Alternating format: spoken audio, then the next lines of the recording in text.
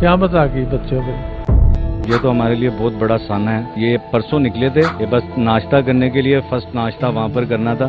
سانحہ سوات. فیملی ناران جا رہی تھی, اچانک سوات جانے کا فیصلہ کس نے کیا؟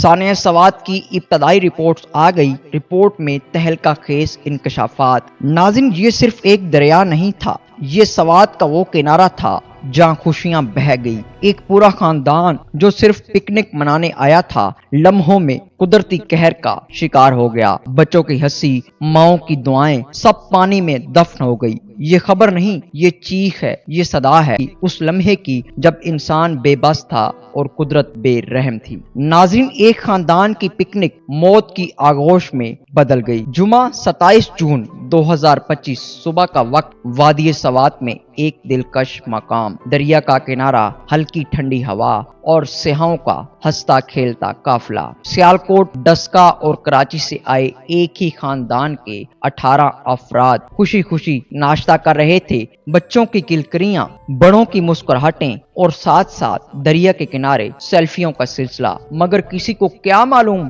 کہ قدرت کی آغوش میں بیٹھے یہ چہرے چند لمحوں بعد صرف یاد بن جائیں گے. پھر ہوا وہ جس نے لمحوں کو قیامت میں بدل دیا. اچانک پہاڑوں سے آیا پانی کا زوردار ریلا, لمحوں میں سب کچھ بہا لے گیا. کسی کو سنبھلنے کا موقع نہ ملا. خواتین, بچے, نوجوان سب پانی میں بہہ گئے. کچھ نے شور مچایا اور کچھ صرف اللہ پکار سکے. ناظرین, ایک متاثرہ شخص جس کے الفاظ تھے, جو کہ ڈسکا سے اپنی فیملی کے ساتھ پکنک منانے آیا تھا, وہ خود بچ گیا مگر اس کی آنکھوں کے سامنے اس کا سب کچھ بہہ گیا. میں نے اپنی بہن کو ہاتھ بڑھا کر بچانے کی کوشش کی لیکن پانی اسے کھینچ لے گیا. ایک اور شخص جو زندہ بچا رو رو کر کہتا رہا, ہم 1.5 گھنٹے تک مدد کے منتظر رہے. ریسکیو والے تب پہنچے جب آدھے لوگ جا چکے تھے. ریسکیو 1122 اور پاکستان آرمی نے فوری آپریشن شروع کیا. دریا کے 5 مختلف پوائنٹس پر سرچنگ جاری رہی. اب تک 9 لاشیں نکالی جا چکی ہیں. 3 افراد معجزاتی طور پر بچ گئے جبکہ باقی تاحال لاپتہ ہیں.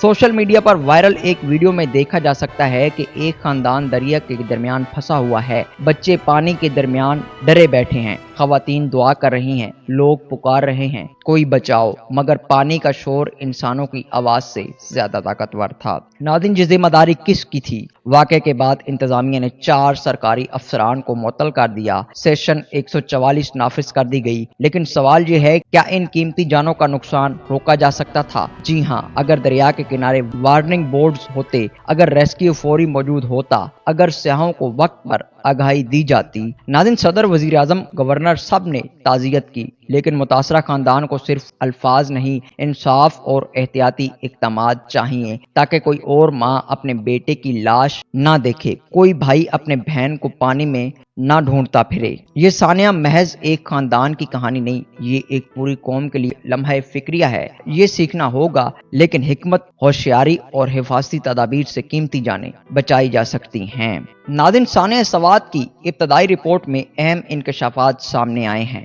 بارشوں اور گلیشیئر پھٹنے کی پیشگی الرٹ جاری تھے, مگر ریسکیو اور انتظامیہ کی استطاعت ناکافی ثابت ہوئی. 105 اہلکار ریسکیو میں مصروف تھے, لیکن سیلابی موجوں کی تیزی کے باعث کئی مرتبہ ریسکیو آپریشن رک گئے. 4 اضلاع کے افسران اور ڈپٹی کمشنر سوات کو غفلت کے ذمہ دار قرار دے کر معطل کیا گیا. جاں بحق افراد کے لواحقین کو فی کس 15 لاکھ روپے کی امدادی رقم کا اعلان کیا.